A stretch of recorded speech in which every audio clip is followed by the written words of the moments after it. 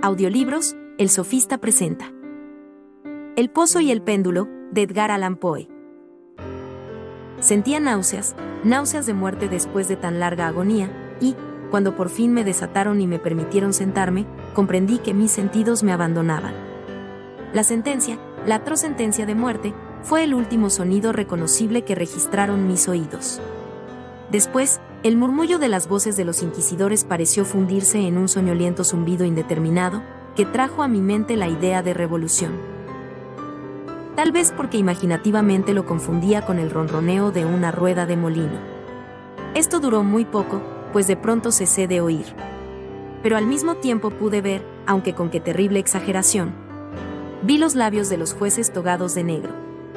Me parecieron blancos, más blancos que la hoja sobre la cual trazo estas palabras, y finos hasta lo grotesco, finos por la intensidad de su expresión de firmeza, de inmutable resolución, de absoluto desprecio hacia la tortura humana. Vi que los decretos de lo que para mí era el destino brotaban todavía de aquellos labios. Los vi torcerse mientras pronunciaban una frase letal. Los vi formar las sílabas de mi nombre, y me estremecí, porque ningún sonido llegaba hasta mí. Y en aquellos momentos de horror delirante vi también oscilar imperceptible y suavemente las negras colgaduras que ocultaban los muros de la estancia. Entonces mi visión recayó en las 7 altas bujías de la mesa. Al principio me parecieron símbolos de caridad, como blancos y esbeltos ángeles que me salvarían, pero entonces, bruscamente, una espantosa náusea invadió mi espíritu y sentí que todas mis fibras se estremecían como si hubiera tocado los hilos de una batería galvánica, mientras las formas angélicas se convertían en mueros espectros de cabezas llameantes, y comprendí que ninguna ayuda me vendría de ellos. Como una profunda nota musical penetró en mi fantasía la noción de que la tumba debía ser el lugar del más dulce descanso. El pensamiento vino poco a poco y sigiloso, de modo que pasó un tiempo antes de poder apreciarlo plenamente, pero, en el momento en que mi espíritu llegaba por fin a abrigarlo, las figuras de los jueces se desvanecieron como por arte de magia, las altas bujías se hundieron en la nada, mientras sus llamas desaparecían, y me envolvió la más negra de las tinieblas. Todas mis sensaciones fueron tragadas por el torbellino de una caída en profundidad, como la del alma en el Hades. Y luego el universo no fue más que silencio, calma y noche. Me había desmayado, pero no puedo afirmar que hubiera perdido completamente la conciencia. No trataré de definir lo que me quedaba de ella, y menos describirla, pero no la había perdido por completo. En el más profundo sopor, en el delirio, en el desmayo, hasta la muerte, hasta la misma tumba, no todo se pierde. O bien, no existe la inmortalidad para el hombre. Cuando surgimos del más profundo de los sopores, rompemos la tela sutil de algún sueño. Y, sin embargo, un poco más tarde, tan frágil puede haber sido aquella tela, no nos acordamos de haber soñado. Cuando volvemos a la vida después de un desmayo, pasamos por 2 momentos. Primero, el del sentimiento de la existencia mental o espiritual. Segundo, el de la existencia física. Es probable que, si al llegar al segundo momento pudiéramos recordar las impresiones del primero, estas contendrían multitud de recuerdos del abismo que se abre más atrás. ¿Y ese abismo, qué es? ¿Cómo, por lo menos, distinguir sus sombras de la tumba? Pero si las impresiones de lo que he llamado el primer momento no pueden ser recordadas por un acto de la voluntad, no se presentan inesperadamente después de un largo intervalo, mientras nos maravillamos preguntándonos de dónde proceden. Aquel que nunca se ha desmayado, no descubrirá extraños palacios y caras fantásticamente familiares en las brasas del carbón, no contemplará, flotando en el aire, las melancólicas visiones que la mayoría no es capaz de ver, no meditará mientras respira el perfume de una nueva flor, no sentirá exaltarse su mente ante el sentido de una cadencia musical que jamás había llamado ante su atención. Entre frecuentes y reflexivos esfuerzos para recordar, entre acendradas luchas para apresar algún vestigio de ese estado de aparente aniquilación en el cual se había hundido mi alma, ha habido momentos en que he vislumbrado el triunfo, brevísimos periodos en que pude evocar recuerdos que, a la luz de mi lucidez posterior, solo podían referirse a aquel momento de aparente inconsciencia. Esas sombras de recuerdo me muestran, borrosamente, altas siluetas que me alzaron y me llevaron en silencio, descendiendo, siempre descendiendo, hasta que un horrible mareo me oprimió a la sola idea de lo interminable de ese descenso. También evocan el vago horror que sentía mi corazón, precisamente a causa de la monstruosa calma que me invadía.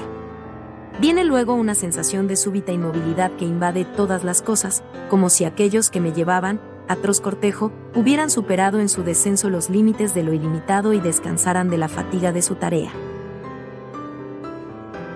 Después de esto viene a la mente como un desabrimiento y humedad, y luego, todo es locura, la locura de un recuerdo que se afana entre cosas prohibidas. Súbitamente, el movimiento y el sonido ganaron otra vez mi espíritu, el tumultuoso movimiento de mi corazón y, en mis oídos, el sonido de su latir. Sucedió una pausa, en la que todo era confuso. Otra vez sonido, movimiento y tacto, una sensación de hormigueo en todo mi cuerpo. Y luego la mera conciencia de existir, sin pensamiento, algo que duró largo tiempo. De pronto, bruscamente, el pensamiento, un espanto estremecedor y el esfuerzo más intenso por comprender mi verdadera situación. A esto sucedió un profundo deseo de recaer en la insensibilidad. Otra vez un violento revivir del espíritu y un esfuerzo por moverme, hasta conseguirlo. Y entonces el recuerdo vívido del proceso, los jueces, las colgaduras negras, la sentencia, la náusea, el desmayo. Y total olvido de lo que siguió, de todo lo que tiempos posteriores, y un obstinado esfuerzo, me han permitido vagamente recordar. Hasta ese momento no había abierto los ojos. Sentí que yacía de espaldas y que no estaba atado. Alargué la mano, que cayó pesadamente sobre algo húmedo y duro. La dejé allí algún tiempo, mientras trataba de imaginarme dónde me hallaba y qué era de mí. Ansiaba abrir los ojos, pero no me atrevía, porque me espantaba esa primera mirada a los objetos que me rodeaban. No es que temiera contemplar cosas horribles, pero me horrorizaba la posibilidad de que no hubiese nada que ver. Por fin, lleno de atroz angustia mi corazón, abrí de golpe los ojos, y mis peores suposiciones se confirmaron. Me rodeaba la tiniebla de una noche eterna. Luché por respirar, lo intenso de aquella oscuridad parecía oprimirme y sofocarme. La atmósfera era de una intolerable pesadez. Me quedé inmóvil, esforzándome por razonar. Evoqué el proceso de la Inquisición, buscando deducir mi verdadera situación a partir de ese punto. La sentencia había sido pronunciada, tenía la impresión de que desde entonces había transcurrido largo tiempo. Pero ni siquiera por un momento me consideré verdaderamente muerto. Semejante suposición, no obstante lo que leemos en los relatos ficticios, es por completo incompatible con la verdadera existencia. Pero, ¿dónde y en qué situación me encontraba? Sabía que, por lo regular, los condenados morían en un auto de fe, y uno de estos acababa de realizarse la misma noche de mi proceso. Me habrían devuelto a mi calabozo a la espera del próximo sacrificio, que no se cumpliría hasta varios meses más tarde. Al punto vi que era imposible. En aquel momento había una demanda inmediata de víctimas. Y, además, mi calabozo, como todas las celdas de los condenados en Toledo, tenía piso de piedra y la luz no había sido completamente suprimida. Una horrible idea hizo que la sangre se agolpara a torrentes en mi corazón, y por un breve instante recaí en la insensibilidad. Cuando me repuse, temblando convulsivamente, me levanté y tendí desatinadamente los brazos en todas direcciones. No sentí nada, pero no me atrevía a dar un solo paso, por temor de que me lo impidieran las paredes de una tumba. Brotaba el sudor por todos mis poros y tenía la frente empapada de gotas heladas.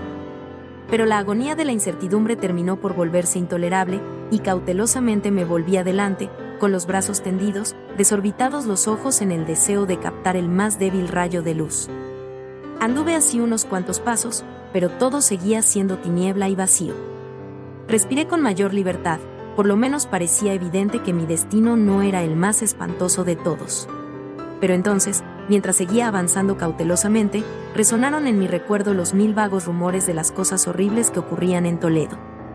Cosas extrañas se contaban sobre los calabozos, cosas que yo había tomado por invenciones, pero que no por eso eran menos extrañas y demasiado horrorosas para ser repetidas, salvo en voz baja. ¿Me dejarían morir de hambre en este subterráneo mundo de tiniebla, o quizá me aguardaba un destino todavía peor? Demasiado conocía yo el carácter de mis jueces para dudar de que el resultado sería la muerte, y una muerte mucho más amarga que la habitual.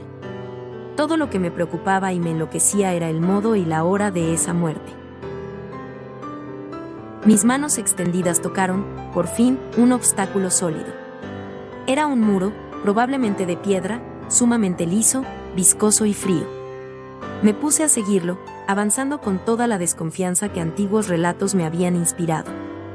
Pero esto no me daba oportunidad de asegurarme de las dimensiones del calabozo, ya que daría toda la vuelta y retornaría al lugar de partida sin advertirlo, hasta tal punto era uniforme y lisa la pared. Busqué, pues, el cuchillo que llevaba conmigo cuando me condujeron a las cámaras inquisitoriales, había desaparecido, y en lugar de mis ropas tenía puesto un sayo de burda estameña. Había pensado hundir la hoja en alguna juntura de la mampostería, a fin de identificar mi punto de partida. Pero, de todos modos, la dificultad carecía de importancia, aunque en el desorden de mi mente me pareció insuperable en el primer momento. Arranqué un pedazo del ruedo del sayo y lo puse bien extendido y en ángulo recto con respecto al muro. Luego de tentar toda la vuelta de mi celda, no dejaría de encontrar el jirón al completar el circuito. Tal es lo que, por lo menos, pensé, pues no había contado con el tamaño del calabozo y con mi debilidad. El suelo era húmedo y resbaladizo. Avancé, titubeando, un trecho, pero luego trastrabillé y caí. Mi excesiva fatiga me indujo a permanecer postrado y el sueño no tardó en dominarme. Al despertar y extender un brazo hallé junto a mí un pan y un cántaro de agua. Estaba demasiado exhausto para reflexionar acerca de esto, pero comí y bebí ávidamente. Poco después reanudé mi vuelta al calabozo y con mucho trabajo llegué, por fin, al pedazo de estameña. Hasta el momento de caer al suelo había contado 52 pasos, y al reanudar mi vuelta otros 48, hasta llegar al trozo de género. Había, pues, un total de 100 pasos. Contando una yarda por cada 2 pasos, calculé que el calabozo tenía un circuito de 50 yardas. No obstante, había encontrado numerosos ángulos de pared, de modo que no podía hacerme una idea clara de la forma de la cripta, a la que llamo así pues no podía impedirme pensar que lo era. Poca finalidad y menos esperanza tenían estas investigaciones, pero una vaga curiosidad me impelía a continuarlas. Apartándome de la pared, resolví cruzar el calabozo por uno de sus diámetros. Avancé al principio con suma precaución, pues aunque el piso parecía de un material sólido, era peligrosamente resbaladizo a causa del limo. Cobré ánimo, sin embargo, y terminé caminando con firmeza, esforzándome por seguir una línea todo lo recta posible. Había avanzado 10 o 12 pasos en esta forma cuando el ruedo desgarrado del sayo se me enredó en las piernas. Trastabillando, caí violentamente de bruces. En la confusión que siguió a la caída no reparé en un sorprendente detalle que, pocos segundos más tarde, y cuando aún yacía boca abajo, reclamó mi atención. Hello, aquí, tenía el mentón apoyado en el piso del calabozo, pero mis labios y la parte superior de mi cara, que aparentemente debían encontrarse a un nivel inferior al de la mandíbula, no se apoyaba en nada. Al mismo tiempo me pareció que bañaba mi frente un vapor viscoso, y el olor característico de los hongos podridos penetró en mis fosas nasales. Tendí un brazo y me estremecí al descubrir que me había desplomado exactamente al borde de un pozo circular, cuya profundidad me era imposible descubrir por el momento. Tanteando en la mampostería que bordeaba el pozo logré desprender un menudo fragmento y lo tiré al abismo. Durante largos segundos escuché cómo repercutía al golpear en su descenso las paredes del pozo. Hubo por fin un chapoteo en el agua, al cual sucedieron sonoros ecos. En ese mismo instante oí un sonido semejante al de abrirse y cerrarse rápidamente una puerta en lo alto, mientras un débil rayo de luz cruzaba instantáneamente la tiniebla y volvía a desvanecerse con la misma precipitación. Comprendí claramente el destino que me habían preparado y me felicité de haber escapado a tiempo gracias al oportuno accidente. Un paso más antes de mi caída y el mundo no hubiera vuelto a saber de mí. La muerte a la que acababa de escapar tenía justamente las características que yo había rechazado como fabulosas y antojadizas en los relatos que circulaban acerca de la Inquisición. Para las víctimas de su tiranía se reservaban 2 especies de muerte, una llena de horrorosos sufrimientos físicos y otra acompañada de sufrimientos morales todavía más atroces. Yo estaba destinado a esta última. Mis largos padecimientos me habían desequilibrado los nervios, al punto que bastaba el sonido de mi propia voz para hacerme temblar, y por eso constituía en todo sentido el sujeto ideal para la clase de torturas que me aguardaban. Estremeciéndome de pies a cabeza, me arrastré hasta volver a tocar la pared, resuelto a perecer allí antes que arriesgarme otra vez a los horrores de los pozos, ya que mi imaginación concebía ahora más de uno, situados en distintos lugares del calabozo. De haber tenido otro estado de ánimo, tal vez me hubiera alcanzado el coraje para acabar de una vez con mis desgracias precipitándome en uno de esos abismos, pero había llegado a convertirme en el peor de los cobardes. Y tampoco podía olvidar lo que había leído sobre esos pozos, esto es, que su horrible disposición impedía que la vida se extinguiera de golpe. La agitación de mi espíritu me mantuvo despierto durante largas horas, pero finalmente acabé por adormecerme. Cuando desperté, otra vez había a mi lado un pan y un cántaro de agua. Me consumía una sed ardiente y de un solo trago vacié el jarro. El agua debía contener alguna droga, pues apenas la hube bebido me sentí irresistiblemente adormilado. Un profundo sueño cayó sobre mí, un sueño como el de la muerte. No sé, en verdad, cuánto duró, pero cuando volví a abrir los ojos los objetos que me rodeaban eran visibles. Gracias a un resplandor sulfuroso, cuyo origen me fue imposible determinar al principio, pude contemplar la extensión y el aspecto de mi cárcel. Mucho me había equivocado sobre su tamaño. El circuito completo de los muros no pasaba de unas 25 yardas. Durante unos minutos, esto me llenó de una vana preocupación. Vana, sí, pues nada podía tener menos importancia, en las terribles circunstancias que me rodeaban, que las simples dimensiones del calabozo. Pero mi espíritu se interesaba extrañamente en nimiedades y me esforcé por descubrir el error que había podido cometer en mis medidas. Por fin se me reveló la verdad. En la primera tentativa de exploración había contado 52 pasos hasta el momento en que caí al suelo.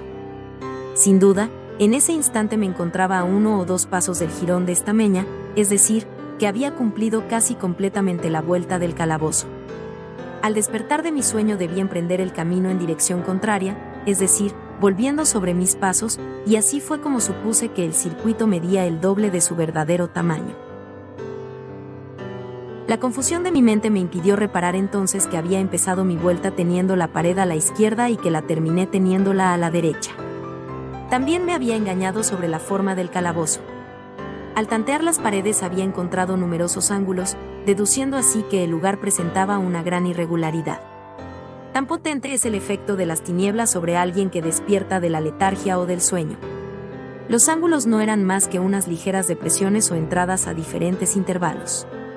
Mi prisión tenía forma cuadrada. Lo que había tomado por mampostería resultaba ser hierro o algún otro metal, cuyas enormes planchas, al unirse y soldarse, ocasionaban las depresiones.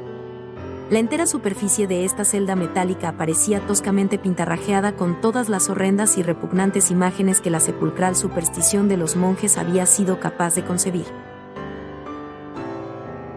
Las figuras de demonios amenazantes, de esqueletos y otras imágenes todavía más terribles recubrían y desfiguraban los muros.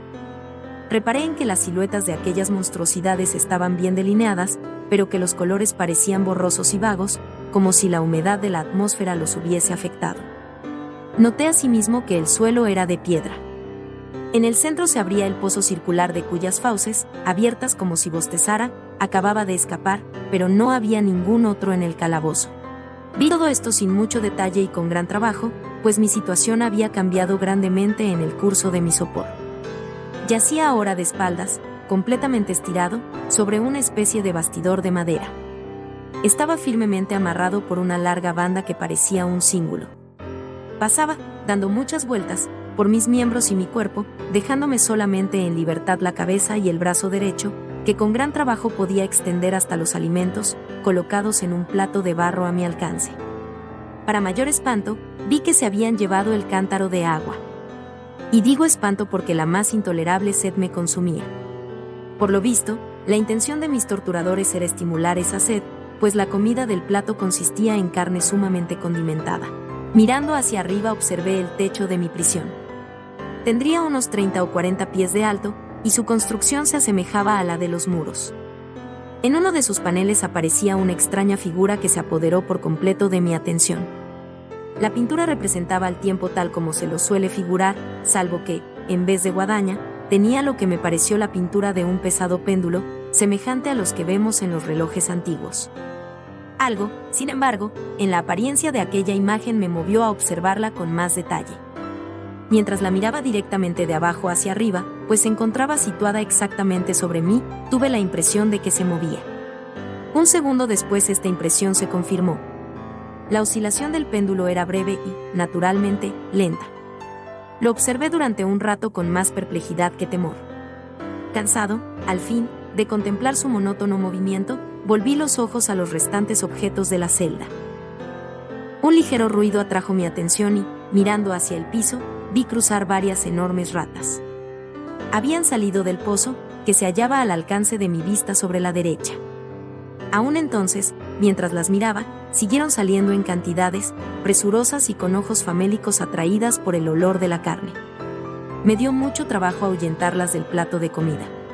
Habría pasado una media hora, quizá una hora entera, pues solo tenía una noción imperfecta del tiempo, antes de volver a fijar los ojos en lo alto. Lo que entonces vi me confundió y me llenó de asombro. La carrera del péndulo había aumentado, aproximadamente, en 1 yarda. Como consecuencia natural, su velocidad era mucho más grande. Pero lo que me perturbó fue la idea de que el péndulo había descendido perceptiblemente. Noté ahora, y es inútil agregar con cuánto horror, que su extremidad inferior estaba constituida por una media luna de reluciente acero, cuyo largo de punta a punta alcanzaba a un pie. Aunque afilado como una navaja, el péndulo parecía macizo y pesado, y desde el filo se iba ensanchando hasta rematar en una ancha y sólida masa. Hallábase fijo a un pesado vástago de bronce y todo el mecanismo silbaba al balancearse en el aire. Ya no me era posible dudar del destino que me había preparado el ingenio de los monjes para la tortura.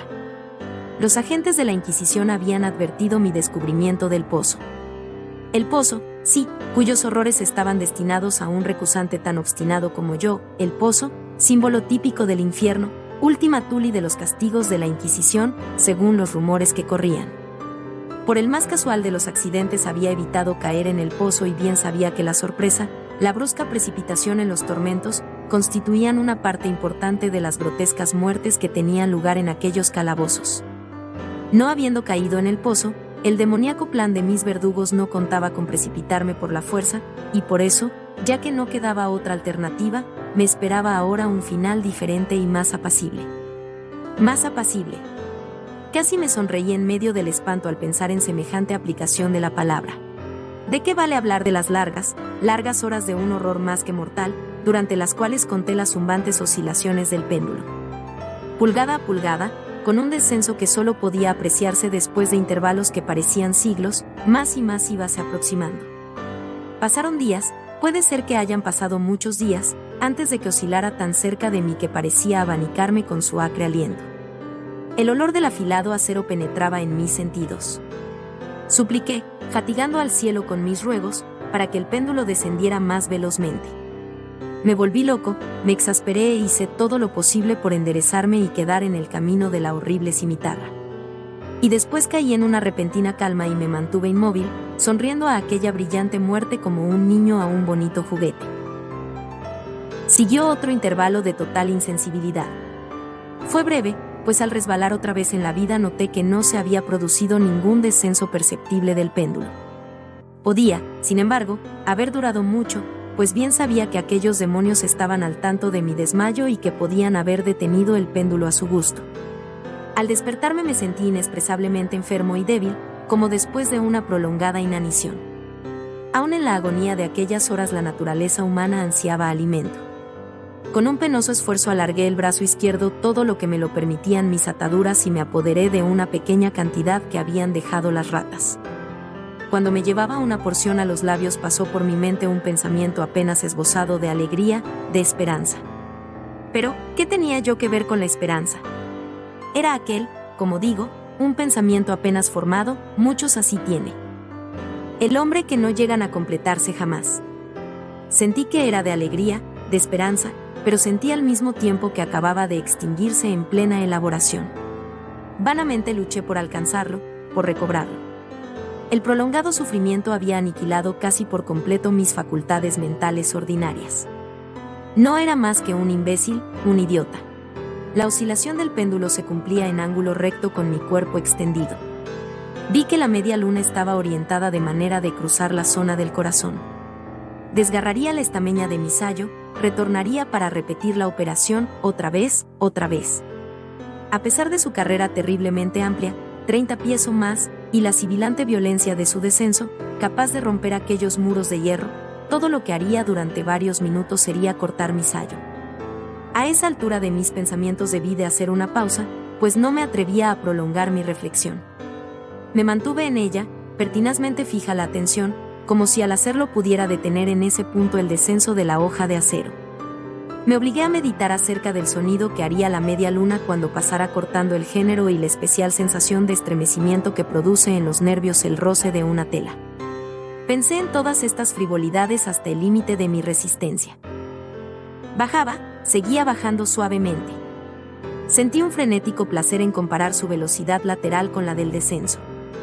A la derecha, a la izquierda, hacia los lados, con el aullido de un espíritu maldito, hacia mi corazón, con el paso sigiloso del tigre. Sucesivamente reía carcajadas y clamé, según que una u otra idea me dominara. Bajaba, seguro, incansable, bajaba. Ya pasaba vibrando a 3 pulgadas de mi pecho. Luché con violencia, furiosamente, para soltar mi brazo izquierdo, que solo estaba libre a partir del codo. Me era posible llevar la mano desde el plato, puesto a mi lado, hasta la boca, pero no más allá. De haber roto las ataduras arriba del codo, hubiera tratado de detener el péndulo. Pero lo mismo hubiera sido pretender atajar una luz. Bajaba, sin cesar, inevitablemente, bajaba. Luché, jadeando, a cada oscilación. Me encogía convulsivamente a cada paso del péndulo.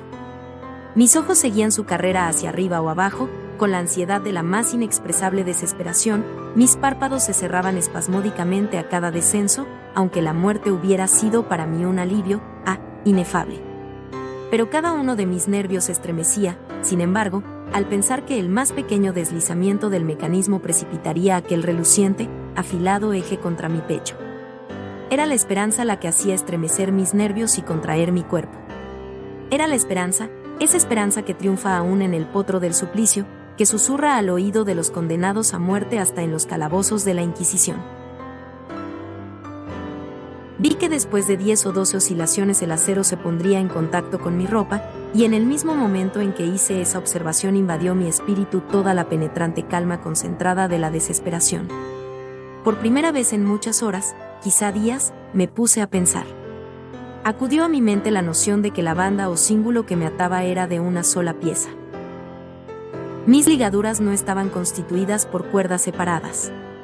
El primer roce de la afiladísima media luna sobre cualquier porción de la banda bastaría para soltarla, y con ayuda de mi mano izquierda podría desatarme del todo. Pero, cuán terrible, en ese caso, la proximidad del acero. Cuán letal el resultado de la más leve lucha. Y luego, ¿era verosímil que los esbirros del torturador no hubieran previsto y prevenido esa posibilidad? ¿Cabía pensar que la atadura cruzara mi pecho en el justo lugar por donde pasaría el péndulo? Temeroso de descubrir que mi débil y, al parecer, postrera esperanza se frustraba, levanté la cabeza lo bastante para distinguir con claridad mi pecho. El cíngulo envolvía mis miembros y mi cuerpo en todas direcciones, salvo en el lugar por donde pasaría el péndulo. Apenas había dejado caer hacia atrás la cabeza cuando relampagueó en mi mente algo que solo puedo describir como la informe mitad de aquella idea de liberación a que he aludido previamente y de la cual solo una parte flotaba inciertamente en mi mente cuando llevé la comida a mis ardientes labios. Más ahora el pensamiento completo estaba presente, débil, apenas sensato, apenas definido, pero entero. Inmediatamente, con la nerviosa energía de la desesperación, procedí a ejecutarlo. Durante horas y horas, cantidad de ratas habían pululado en la vecindad inmediata del armazón de madera sobre el cual me hallaba. Aquellas ratas eran salvajes, audaces, famélicas, sus rojas pupilas me miraban centelleantes, como si esperaran verme inmóvil para convertirme en su presa. ¿A qué alimento, pensé, las han acostumbrado en el pozo? A pesar de todos mis esfuerzos por impedirlo, ya habían devorado el contenido del plato, salvo unas pocas sobras. Mi mano se había agitado como un abanico sobre el plato, pero, a la larga, la regularidad del movimiento le hizo perder su efecto. En su voracidad, las odiosas bestias me clavaban sus afiladas garras en los dedos. Tomando los fragmentos de la aceitosa y especiada carne que quedaba en el plato, froté con ellos mis ataduras allí donde era posible alcanzarlas, y después, apartando mi mano del suelo, permanecí completamente inmóvil, conteniendo el aliento. Los hambrientos animales se sintieron primeramente aterrados y sorprendidos por el cambio, la cesación de movimiento. Retrocedieron llenos de alarma, y muchos se refugiaron en el pozo. Pero esto no duró más que un momento. No en vano había yo contado con su voracidad. Al observar que seguía sin moverme, una o dos de las más atrevidas saltaron al bastidor de madera y olfatearon el cíngulo. Esto fue como la señal para que todas avanzaran. Salían del pozo, corriendo en renovados contingentes. Se colgaron de la madera, corriendo por ella y saltaron a centenares sobre mi cuerpo. El acompasado movimiento del péndulo no las molestaba para nada. Evitando sus golpes, se precipitaban sobre las untadas ligaduras. Se apretaban, pululaban sobre mí en cantidades cada vez más grandes. Se retorcían cerca de mi garganta, sus fríos hocicos buscaban mis labios. Yo me sentía ahogar bajo su creciente peso, un asco para el cual no existe nombre en este mundo llenaba mi pecho y helaba con su espesa viscosidad mi corazón. Un minuto más, sin embargo, y la lucha terminaría. Con toda claridad percibí que las ataduras se aflojaban. Me di cuenta de que debían de estar rotas en más de una parte. Pero, con una resolución que excedía lo humano, me mantuve inmóvil. No había errado en mis cálculos ni sufrido tanto en vano. Por fin, sentí que estaba libre. El cíngulo colgaba en tiras a los lados de mi cuerpo. Pero ya el paso del péndulo alcanzaba mi pecho. Había dividido la estameña de mi sayo y cortaba ahora la tela de la camisa. 2 veces más pasó sobre mí, y un agudísimo dolor recorrió mis nervios. Pero el momento de escapar había llegado. Apenas agité la mano, mis libertadoras huyeron en tumulto. Con un movimiento regular, cauteloso, y encogiéndome todo lo posible, me deslicé, lentamente, fuera de mis ligaduras, más allá del alcance de la cimitarra. Por el momento, al menos, estaba libre. Libre, y en las garras de la Inquisición. Apenas me había apartado de aquel lecho de horror para ponerme de pie en el piso de piedra, cuando cesó el movimiento de la diabólica máquina, y la vi subir, movida por una fuerza invisible, hasta desaparecer más allá del techo. Aquello fue una lección que debí tomar desesperadamente a pecho. Indudablemente espiaban cada uno de mis movimientos. Libre. Apenas si había escapado de la muerte bajo la forma de una tortura, para ser entregado a otra que sería peor aún que la misma muerte. Pensando en eso, pasé nerviosamente los ojos por las barreras de hierro que me encerraban. Algo insólito, un cambio que, al principio, no me fue posible apreciar claramente, se había producido en el calabozo. Durante largos minutos, sumido en una temblorosa y vaga abstracción, me perdí en vanas y desilvanadas conjeturas. En estos momentos pude advertir por primera vez el origen de la sulfurosa luz que iluminaba la celda. Procedía de una fisura de media pulgada de ancho, que rodeaba por completo el calabozo al pie de las paredes, las cuales parecían, y en realidad estaban, completamente separadas del piso. A pesar de todos mis esfuerzos, me fue imposible ver nada a través de la abertura. Al ponerme otra vez de pie comprendí de pronto el misterio del cambio que había advertido en la celda. Ya he dicho que, si bien las siluetas de las imágenes pintadas en los muros eran suficientemente claras, los colores parecían borrosos e indefinidos.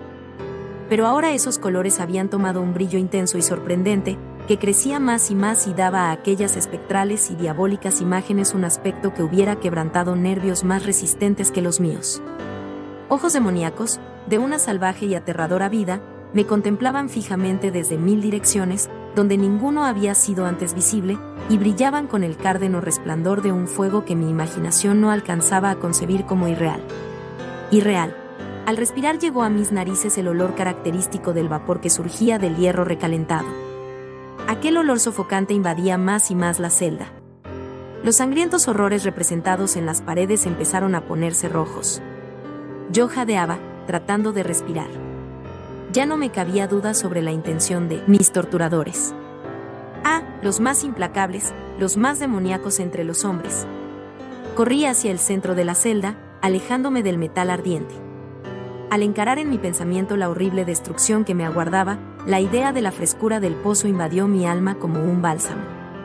Corrí hasta su borde mortal. Esforzándome, miré hacia abajo. El resplandor del ardiente techo iluminaba sus más recónditos huecos. Y, sin embargo, durante un horrible instante, mi espíritu se negó a comprender el sentido de lo que veía. Pero, al fin, ese sentido se abrió paso, avanzó poco a poco hasta mi alma, hasta arder y consumirse en mi estremecida razón. Oh, poder expresarlo. Oh, espanto. Todo menos eso. Con un alarido, salté hacia atrás y hundí mi cara en las manos, sollozando amargamente. El calor crecía rápidamente, y una vez más miré a lo alto, temblando como en un ataque de calentura. Un segundo cambio acababa de producirse en la celda, y esta vez el cambio tenía que ver con la forma. Al igual que antes, fue inútil que me esforzara por apreciar o entender inmediatamente lo que estaba ocurriendo. Pero mis dudas no duraron mucho.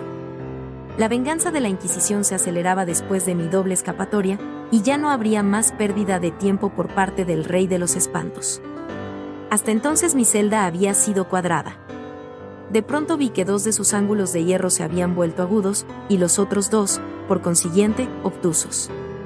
La horrible diferencia se acentuaba rápidamente, con un resonar profundo y quejumbroso. En un instante el calabozo cambió su forma por la de un rombo. Pero el cambio no se detuvo allí, y yo no esperaba ni deseaba que se detuviera. Podría haber pegado mi pecho a las rojas paredes, como si fueran vestiduras de eterna paz. «La muerte», clamé. «Cualquier muerte, menos la del pozo, insensato». ¿Acaso no era evidente que aquellos hierros al rojo tenían por objeto precipitarme en el pozo? ¿Podría acaso resistir su fuego? Y si lo resistiera, ¿cómo oponerme a su presión? El rombo se iba achatando más y más, con una rapidez que no me dejaba tiempo para mirar su centro y, por tanto, su diámetro mayor llegaba ya sobre el abierto abismo. Me eché hacia atrás, pero las movientes paredes me obligaban irresistiblemente a avanzar. Por fin no hubo ya en el piso del calabozo ni una pulgada de asidero para mi chamuscado y convulso cuerpo. Cesé de luchar, pero la agonía de mi alma se expresó en un agudo, prolongado alarido final de desesperación. Sentí que me tambaleaba al borde del pozo. Desvié la mirada. Y oí un discordante clamoreo de voces humanas. Resonó poderoso un toque de trompetas. Escuché un áspero chirriar semejante al de 1000 truenos. Las terribles paredes retrocedieron. Una mano tendida sujetó mi brazo en el instante en que, desmayado, me precipitaba al abismo. Era la del general Lasalle. El ejército francés acababa de entrar en Toledo. La Inquisición estaba en poder de sus enemigos. Fin. Gracias por escuchar, te invitamos a suscribirte.